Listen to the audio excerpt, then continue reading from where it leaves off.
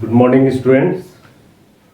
आज हम लोग एक बहुत ही महत्वपूर्ण टॉपिक के ऊपर डिस्कस करेंगे जो जलवायु विज्ञान का बहुत ही महत्वपूर्ण टॉपिक है और वो है वायु राशियाँ या वायु राशि, एयर मासेस। एक वायु की बहुत बड़ा मास या बहुत बड़े क्षेत्र की जो वायु है, उस वायु में यदि उसके जो भौतिक तत्व हैं उसमें अगर समानता हो, एक समानता हो उसके एलिमेंट्स में, ये एलिमेंट्स क्या क्या हो सकते हैं? ये एलिमेंट्स होते हैं टेम्परेचर, प्रेशर, ह्यूमिडिटी, आर्द्रता, उसकी वेलोसिटी। ये सब चीजें यदि एक बड़े वायु भाग में एक समान हो, एक जैसा हो, तो उसे हम कहेंगे कि ये अलग तरह की वायु राशि है। अलग तरह की वायु यानी ये कि अगर वायु राशि है, वो वायु है का बहुत बड़ा भाग है। इस भाग में जो हॉरिजॉन्टल लेवल में इसका अलग अलग लेयर है, इस लेयर में यदि इसका जो तापमान है, इसकी ह्यूमिडिटी है,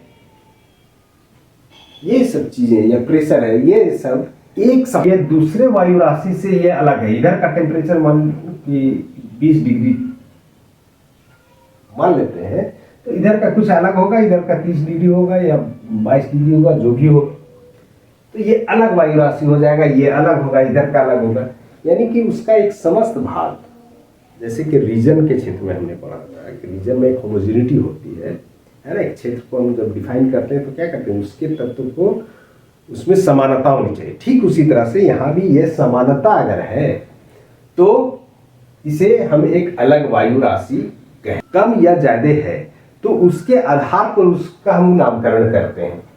यदि इसके तुलना में ये गर्म है तो इसे गर्म वायु राशि कहेंगे। अगर इसके तुलना में, अगर यहाँ टेम्परेचर ये 30 डिग्री था नीचे का और इसके ऊपर ये 20 डिग्री वाला आ गया, तो इसके तुलना में ये ठंडा है राशि। और तो हम ये समझ पाए कि वायु राशि में एक समानता होनी चाहिए। इसकी जो फिजिकल कैरेक्टरिस्टिक्स है उसमें समानता होनी चाहिए, तभी उसको हम एक वायु राशि में एक वायु राशि कहेंगे। तो क्या होगा, जब नीचे का भाग गर्म होगा तो वायु ऊपर की तरफ बढ़ेगा, क्योंकि उसकी डेंसिटी कम होगा। कम होने के कारण से वो ऊपर जाना चाहेगा, तो ऊपर जाना चाहेगा, और ऊपर वाला जो भाग है भारी होने के कारण नीचे आएगा। इस तरह से मिक्सिंग होता है, मिक्सिंग होगा, महत्व रखता है, क्योंकि और भी इसमें कारण है।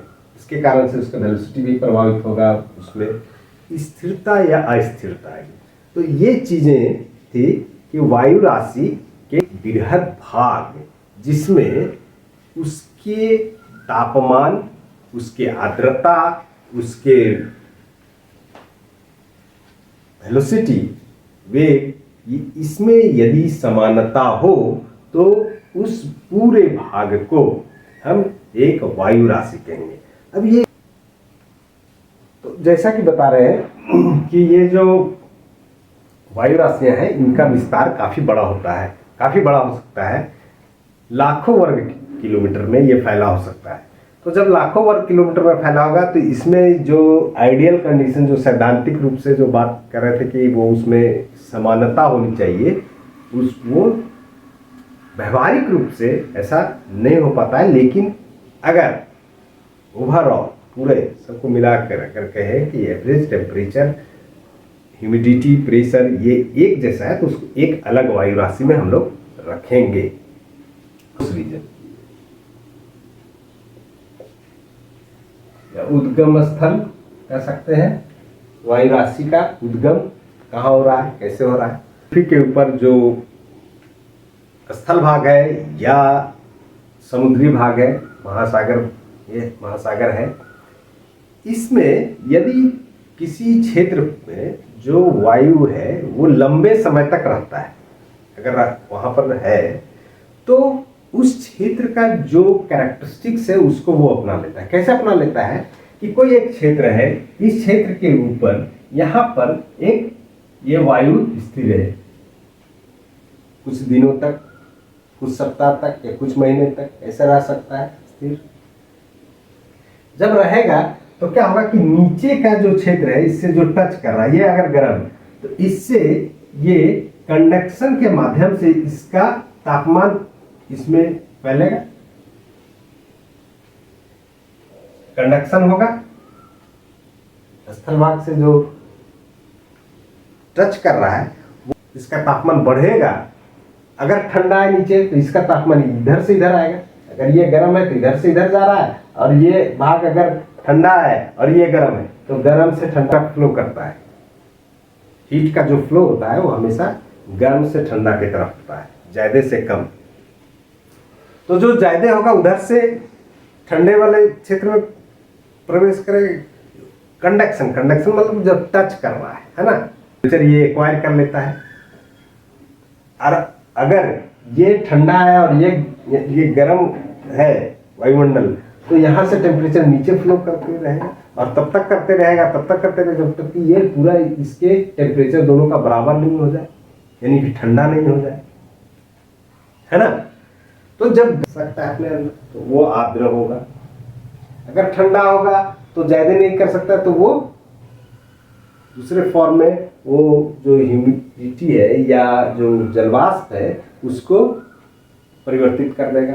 तो इसके कारण से क्या होगा, ये वायु शुष्क हो जाएगा अगर ठंडा होगा तो गर्म वाले क्षेत्र में, जहाँ गर्म स्थान है पृथ्वी पर, उस क्षेत्र में जो अगर वायु ज्यादा दिनों तक रहा तो उसका जो प्रकृति है उसको वो एक्वायर कर लेता है, उसके अनुरूप हो जाता है। तो गर्म वायु राशि जो होगा वो हमेशा इसमें तापमान अधिक होगा, इसकी आर्द्रता अधिक होगी, है ना। आर्द्रता अधिक होगी तो एक और बताए थे कि इसमें एक जो कंडीशन होता है कि स्टेबिलिटी या अनस्टेबिलिटी। अनस्टेबल कब होगा, ये जब ऊपर उठते रहेगा तो अनस्टेबल कहलाएगा, जब ऊपर से नीचे आएगा तो स्टेबल कहलाएगा। स्टेबल कहलाएगा तो मौसम साफ रहेगा, अनस्टेबल में कहलाएगा तो उसमें बादल हो सकता है, फिर बारिश भी हो सकता है। अनस्टेबल कंडीशन की ध्रुवीय क्षेत्र है, पोलर रीजन है, तो वहाँ ठंडा है, हमेशा ठंडा बना रहता है। तो उस क्षेत्र से जो वायु आएगा वो ठंडा वाला आएगा, ठंडा आएगा, शुष्क आएगा वहाँ की वायु राशि। और जो महासागर है ये अपेक्षाकृत गर्म होता है, यहाँ वाष्प ज़्यादा होता है, तो ये आर्द्रता ज़्यादा लेके चलेगा, वो गर्म होगा लेकिन शुष्क होगा। और ये निर्भर करेगा महाद्वीप में किस क्षेत्र से आ रहा है। पोलर रीजन से आ रहा है तो शुष्क वाला आएगा, है ना, और ठंडा रहेगा। जबकि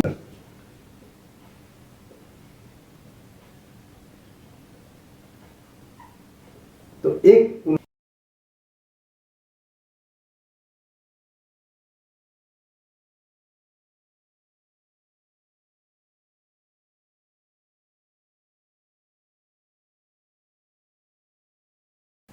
polar air mass polar region से आ रहा है ना। और ये हम लोग जैसे ही हम लोग ये बोल गर्म है ठंडा है ये चीजें विचार करें।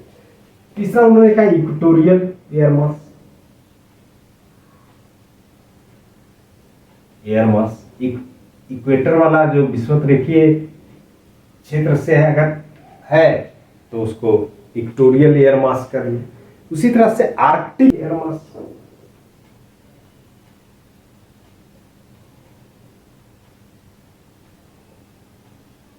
और पांचवा इन्होंने कहा अंटार्कटिक। अंटार्कटिका क्षेत्र में का जो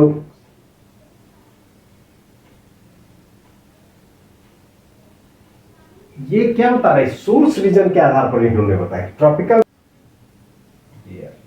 इनके हिसाब से तीन सोर्स रीजन मेजर है ना। पहला है ट्रॉपिकल और तीसरा का पोलर। हुआ वो था त्रिवार्थम।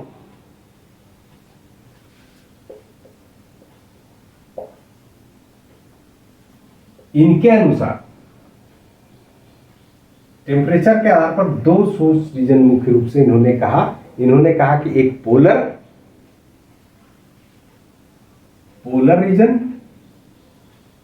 रीजन और इसको इन्होंने जो डिनोट किया ये अंग्रेजी का कैपिटल पी लेटर से इसको संबोधित किया या डिनोट किया। पोलर रीजन ध्रुवीय के लिए,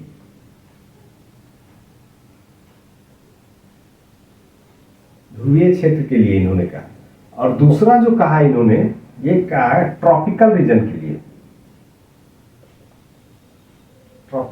के लिए, और इसको इन्होंने कैपिटल टी से डिनोट किया।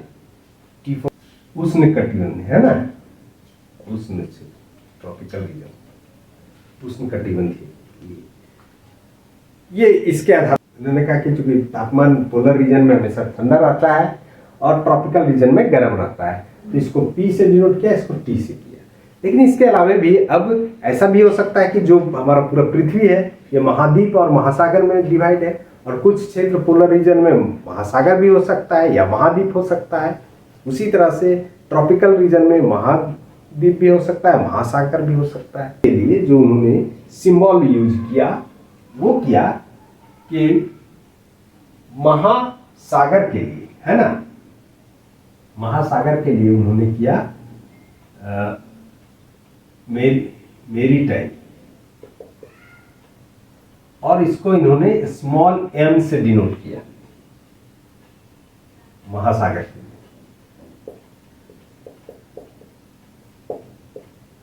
उसी तरह से महाद्वीप के लिए, कंटिनेंट के लिए, कंटिनेंटल रीजन के लिए इन्होंने स्मॉल c से डिनोट किया, स्मॉल c के आधार पर अलग अलग वायु राशि को उन्होंने डिवाइड किया। ठीक है, तो गर्म के लिए इन्होंने जो इस्तेमाल किया या वार्म के लिए वो कैपिटल W। उसी तरह से ठंडा के लिए, कोल्ड के लिए बोलेंगे सी नहीं, इसको कैपिटल K से डिनोट किया। स्थिर है ना, स्टेबल है तो इसके लिए स्मॉल s का डिनोट किया, और कैपिटल स्मॉल u। अब इतना सारा हमारे पास सिंबल हो गया अंग्रेजी के लेटर से, कैपिटल लेटर, स्मॉल लेटर। अब इसके कॉम्बिनेशन के आधार पर, जैसे कि कुछ उदाहरण अगर हम कहें तो जैसे ये हो गया मेरीटाइम पोलर, महासागरीय ध्रुवीय, या कंटिनेंटल पोलर, महाद्वीपीय ध्रुवीय। तो इस तरह से इन्होंने कुल सभी का कॉम्बिनेशन के आधार पर कुल, तो पोलर एयर मास के लिए अब इन्होंने ये जो डिवाइड किया, पोलर में कंटिनेंट और मेरीटाइम, है ना, यानी कंटिनेंटल पोलर और मेरीटाइम पोलर। गर्म हो सकता है या ठंडा हो सकता है ना। तो अगर ये गर्म है तो वार्म हो सकता है, कंटिनेंटल पोलर कोल्ड हो सकता है। अब ये कंटिनेंटल पोलर वार्म भी, कंटिनेंटल पोलर वार्म स्टेबल हो सकता है, small s, polar warm unstable. तो कुल कितना देखे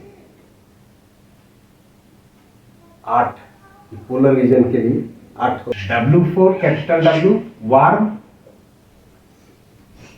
कैपिटल के कोल्ड, एस फॉर स्टेबल और स्मॉल यू फॉर अनस्टेबल।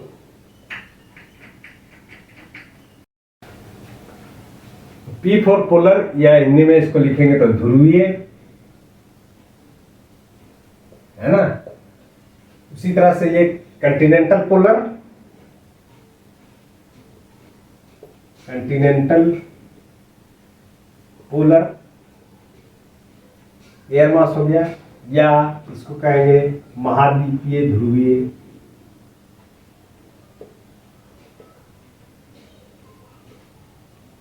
और इसको महासागरीय ध्रुवीय।